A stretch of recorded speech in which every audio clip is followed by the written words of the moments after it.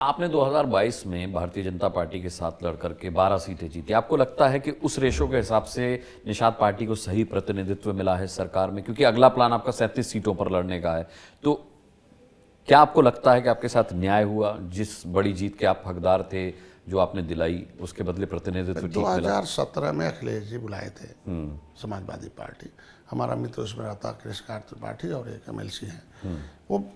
वो कहे कि काउंसिलर ने 12 सीट मांगा 2017। अब वो सीटें हमने उनसे मांगा था कि सपा कभी दूसरे नंबर पर नहीं रही होगी, लेकिन उन्होंने टीवी पे चला दिया कि Sapa Nishad party, peace party और सपा एक साथ मिलेगी। सब कैंडिडेट भाग गए, बाद में दिया ही नहीं।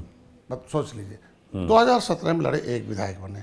आज भारतीय जनता पार्टी से मैंने लिया, हम 15 सीट मिली थी, एक बाद में दिया उन्होंने 16, और उसमें से 11 हमने उनकी हारी हुई सीट ली, पहले वाली कि आपका है नहीं, हम आपसे कुछ लेने नहीं। भारतीय जनता पार्टी से मैंने कहा हम आपसे कुछ ले नहीं रहे हैं, आप हमें हारी हुई सीट दे दीजिए, आपकी है नहीं, और बाकी हमारा कैंडिडेट है, आपका सिंबल है। ऐसे हम आपसे कुछ लेने रहे, कैंडिडेट हमारा है और सिंबल आपका है, ले लीजिए, हम कुछ आपसे लेने रहे। तो हमने अगर 12 जीता 11, तो आज हम गर्व से कह सकते हैं कि हम 6 निषाद पार्टी की सिंबल से, 5 भारतीय जनता पार्टी की सिंबल, 11 हमारे हैं।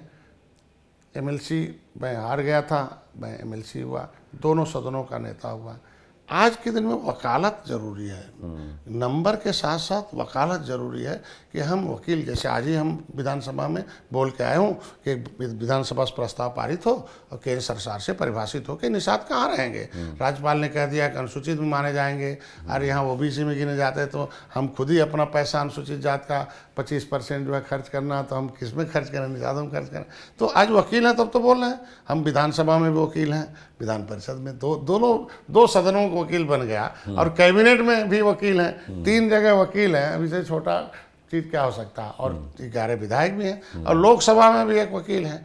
और जब मैं आया, हमसे पूछा गया, तो राज्यसभा में देखो जो है वहाँ के हमारे बाबूराम निषाद भी हैं। तो आज के दिन में हमारे चारों सदन में वकील है ना।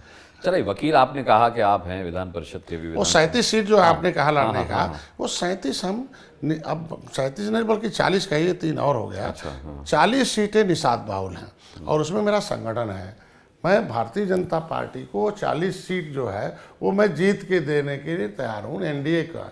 उसमें से वो कुछ हमें जो दे दें, नहीं समझे, जो हारी सीटें दे दे, जो दे दे, बड़े भाई हैं। हम सीट के लिए नहीं, जीत के लिए कहा। लेकिन हम 40 सीटें, एक आश्वस्त करता हूं उनको कि 4.5 लाख से 3.5 से 4.5, 3 ग्रेड की हमारे पास सीटें, 4.5 लाख वोट वाले, 3.5 लाख, 2.5 लाख वाले, तो ये उसमें हम 40 सीटें। और इसके बदले आपको क्या चाहिए होगा? डिप्टी CM का पद?